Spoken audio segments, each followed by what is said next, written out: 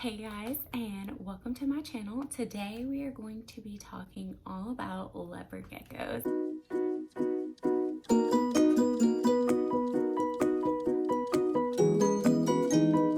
I decided that for Mother's Day, that's what I wanted. I have never owned a reptile in my life. I do have 3 tarantulas and a jumping spider, and those honestly are super easy to take care of. Everything that I had heard from before about leopard geckos is that they were very easy. They're great beginner reptiles. So I was super eager to jump in and grab a leopard gecko. So we are super excited to welcome Mort to the family. The thing that I did learn is that even though they are a great beginner reptile, keeping leopard geckos aren't as easy as I initially thought they would be, because there are tons and tons of different information all about their husbandry. Some forums will say do it this way and some will say this way, and they are complete opposites, and you just kind of feel lost, which is why I wanted to do this video, just to share with you guys some tips and tricks that I have learned since beginning. Let's dive in. First thing I want to talk about is just their enclosure. Upon getting Mort, we had initially heard that a 10-gallon was sufficient enough for a leopard gecko. When I got home and I got him set up, I started watching tons and tons and tons of videos, Googling everything, and I found that that's just not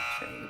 And that for an adult leopard gecko, it's a minimum of 20 gallons. And so already I had bought the 10-gallon, I had gotten the startup kit, and it was already a waste of money. And so I went back, and luckily our pet store was having a huge sale on aquariums, and I ended up getting a 20-gallon tank for Mort, because again, that is the minimum for an adult gecko. There are tons of different types of aquariums or tanks or enclosures. I did just get a regular tank. What I really want after looking into everything is definitely an Exoterra. So if you're thinking about getting a leopard gecko and you're, putting money aside, I would say save enough money to go all the way into the Exoterra. At this point, I've already bought 2 aquariums, so I'm just gonna wait a little bit to get the Exoterra. But what I love about the Exoterra or any enclosure similar is that they have front opening doors. They can see your face, they can see your hand, and you're not coming above them. It's less intimidating, and I feel like you can make a better bond quicker. The aquarium has been working fine for us. Every time I go to get him out, I do make similar noises, so he gets used to me, he gets used to my sound, and we can create that bond. But I do think that it would just be so much easier if I had the Exoterra and I had the front opening door so he could see my face, he could see my hand. Again, it's just less intimidating. Okay, so let's talk about what I have found that you're supposed to actually have in the tank. So leopard geckos love to hide, and so it is so important to create that security in their tank by giving them places to hide. You will definitely need at least 3 different hides. You'll want a hot hide, a humid hide, and a cool hide. So if they need somewhere to warm up, but they also want to feel secure, that's where the hot hide is going to come into play. The humid hide is more for shedding. It's a place they can go to, and just the humidity helps their shed come off easier, which is so important because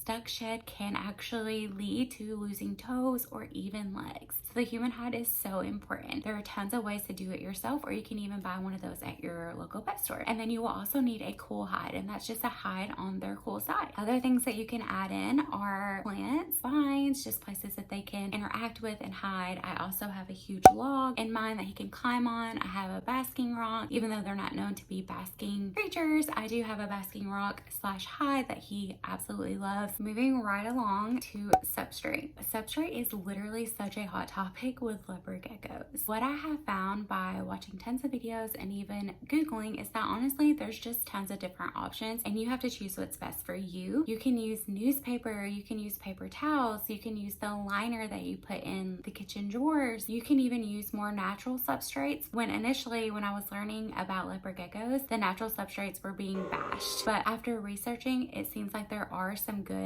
alternatives. So right now I do have a kitchen liner in Mort's enclosure, and honestly, it's working amazing. When I first got him, I started out with the Reptile carpet, which after watching tons of videos, I just found that that's not a good option for us. There is a risk of their nail getting caught in the Reptile carpet, causing it to get stuck, bleeding, things like that, and I just did not want to risk that. So I did go to the Dollar Tree and I found some shelf liner, and that's what I've been using so far. And although this has been working great, I do prefer a natural, more realistic realistic look with the enclosure. And so I found a option that I'm super excited about, and I'm gonna go ahead and tell you about it even though I don't have it, because that is what I plan to order. The first option is to get topsoil and a play sand mix. Now with this, what I love is that number one, it's super cheap to do. Topsoil can be like $2. I think play sand can run anywhere between $5. So with a substrate, what you're gonna wanna do is to get a bucket and put about 70% topsoil to 30% play sand. You create a mixture of this. A lot of people say have it almost like a sand castle where you can stick your finger in it and it would still hold a tunnel, but that it won't clump easily because you do not want the risk of impaction. And it's best to use this with adult geckos. So not only is this more natural, but it also creates an opportunity for your leopard gecko to burrow. Leopard geckos love to burrow. That's probably where I'm going to lean towards. And when we do decide to do that, which will honestly probably be pretty soon, I will update you guys with the video. So another really good option is excavator clay. What I love about this one, just from watching videos, is that you can add water to it and you can actually make your own tunnels and your own hides, and it just gets hard. You can put rocks on the back of your enclosure with it. And in my opinion, it seems like that actually decreases the risk of impaction as well because it's hardened. So in my head, how I'm going to do Mort's enclosure is honestly excavator clay and a mixture of the topsoil and play sand. So I will use the clay to kind of harden some tunnels and just get a cute little layout going on for him. And then I'll probably top it with the topsoil and play sand a little so he can burrow. When I do get these things in, I will make sure to document it so you guys can follow along. Okay, so we're gonna move right along to the heating, which is also a very hot and controversial topic with leopard geckos.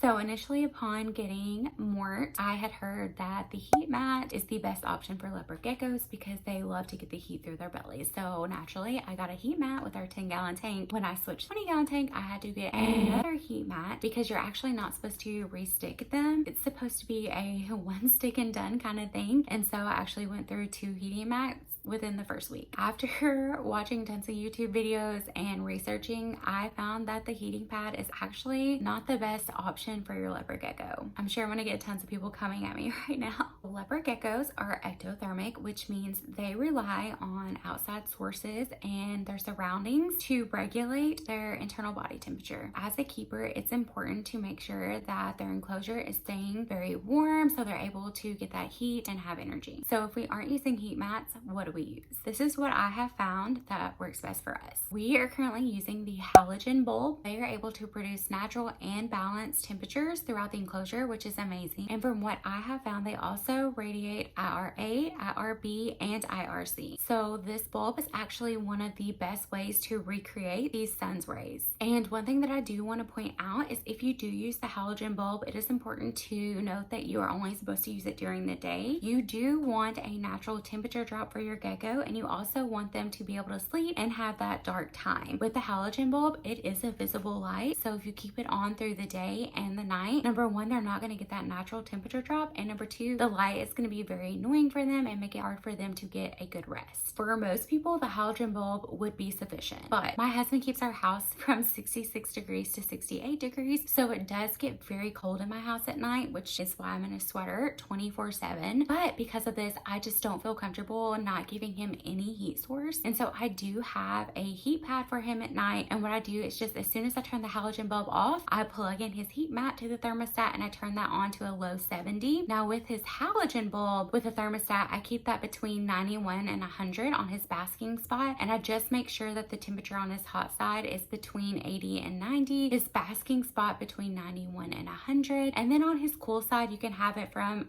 70 to 75 degrees comfortably. Now I just spoke a little bit on thermostats, but I want to go into just a little bit better detail for you on why that's so important. So with these heating elements, it's important to have control of the temperature because you do not want your gecko to get too hot or to burn or even the temperature to drop. So to have control of this, you'll need a thermostat. There are tons of different thermostats. This is the one that I'm currently using right now, but this is the one that I want, and I'll actually try to link those below on my Amazon, and hopefully you guys can just click that and grab it if you want. How it works is if your heating element gets too hot, it has the ability to shut it off. So whatever you're using, whether it's a light or a heating mat, you can just plug it into your thermostat. You choose how hot you want it to go to, and once it gets that hot, your thermostat will cut it off. And the thermostat also decreases decreases your risk of a fire hazard, which is so important. So like I said, I am using the Exoterra 100 watt and it is working fine for me, but because I do have it plugged into a light source, whenever it gets too hot, it shuts off, which is its job, obviously, to control the temperature. But I feel like that's definitely going to decrease the life of my bulb and I'll have to replace it faster. So they do have the option of getting a dimming thermostat, and this is just something that I just learned of as yesterday. Again, I'm not an expert at leopard gecko keeping. I'm a newbie and this is just for you to learn along with me. But I feel like the dimming thermostat will definitely work better for me because it's not going to be turning the light on and off. Instead, when it gets too hot, it will just dim the light where it will have the ability to have some time to cool down, and that will increase the life of the bulb, which means I won't have to replace it as often. So I'm definitely going to be grabbing that, and I will also link that one below. And now on to one of the more fun parts, which is feeding your gecko. So it is very important to note that if you want a leopard gecko, you are going to have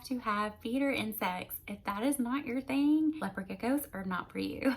I honestly don't mind that, and I actually enjoy being able to watch him hunt his prey. It's also very important to note that they like a variety of diet, so you're not going to want to just feed the same insect over and over and over. So far, we have been feeding Mort mealworms and crickets, and he seems to like both of those a lot. Another really good option are dubia roaches, but I haven't been able to find any near me. Now, I know that there are tons of websites that you can order them from, but I just haven't taken that leap yet. I also know that some people do feed them silkworms and mealworms as well. If you have a local pet store, the mealworms, the superworms, and the crickets should be very easy for you to grab. So with leopard geckos, it's very important to give them calcium and also multivitamins. There are two different kinds of calcium, one with D3 and one without D3. So if you don't have a UVB light with your leopard gecko, it is very important to have the calcium with D3. But that doesn't mean that you get away with having the calcium without D3. Whenever you're doing your feedings, you're going to want to do the calcium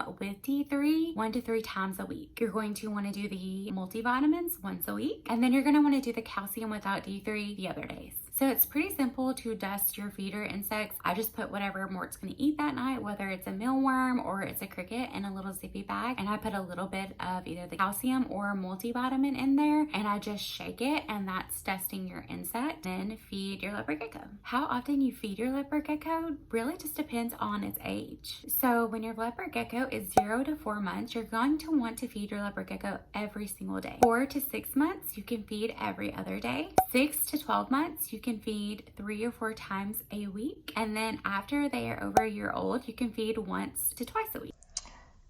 Okay guys, that is all the information I have today. Like I said, I am a brand new keeper, so I am still learning. It is so important to do your own research. I just wanted to do this video and share some things that I have learned so far. If you have kept leopard geckos and you have any tips for me, you can definitely comment them below. I'm always open to criticism. I am going to share a couple clips of Mort because he's absolutely adorable, and I don't think this video would be complete without that. Make sure to like this video and subscribe if you want to follow along. And if you do have a leopard gecko, I would love to know your leopard gecko's name, so comment that below. Y'all have an amazing day, and I'll see y'all next time.